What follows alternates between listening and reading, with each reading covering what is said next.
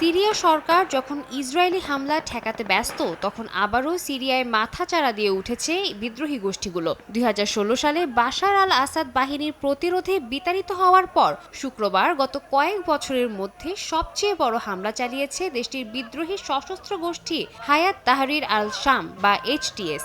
এই হামলায় অন্তত ২৫৫ জন নিহত হয়েছে বলে দাবি যুক্তরাজ্য ভিত্তিক পর্যবেক্ষক সংস্থা সিরিয়ান অবজারভেটরি ফর হিউম্যান রাইটসের। সংগঠনটির সঙ্গে সংশ্লিষ্ট একটি চ্যানেলে পোস্ট করা এক বিবৃতিতে আলেপ্পোয় প্রবেশের কথা স্বীকার করেছে এই গোষ্ঠীটি। এই হামলায় আলেপ্পো শহরের বেশিরভাগ এলাকা নিয়ন্ত্রণে নেয়ার দাবি করে তারা।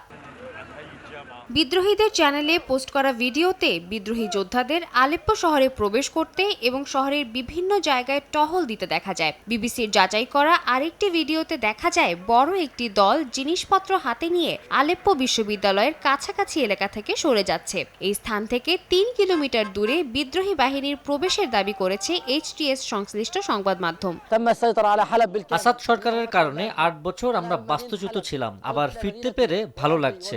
নিজের দেশের মাটিতে পা রাখার আনন্দই অন্যরকম।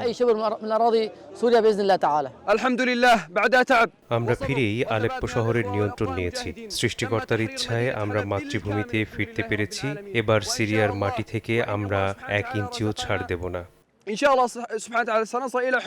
যদিও আলেপ্পো এবং ইদলিব প্রদেশের কয়েকটি শহর পুনর্দখলের দাবি করেছে সিরিয়া সরকার। এছাড়াও আলেপ্পোয় অতিরিক্ত সেনা মোতায়েন করে বিদ্রোহীদের বিতাড়িত করার কথাও জানায় দেশটি। সিরিয়ার সামরিক সূত্র জানায় সব ধরনের ফ্লাইট বাতিলের পাশাপাশি আলেপ্পো বিমানবন্দর বন্ধ ঘোষণা করা হয়েছে। ২০১১ সালে সরকার বিরোধী গণতন্ত্রপন্থী বিক্ষোভের জেরে আন্দোলনকারীদের দমাতে কঠোর অভিযান শুরু করেন প্রেসিডেন্ট বাশার আল আসাদ। আর এরপর থেকেই সরকারি বাহিনী ও বিদ্রোহী গোষ্ঠীসহ বিভিন্ন পক্ষের মধ্যে শুরু হয় সংঘাত, যা গৃহযুদ্ধের রূপ নেয়। সংঘাতে এ পর্যন্ত ৫ লাখেরও বেশি মানুষ নিহত হয়েছে।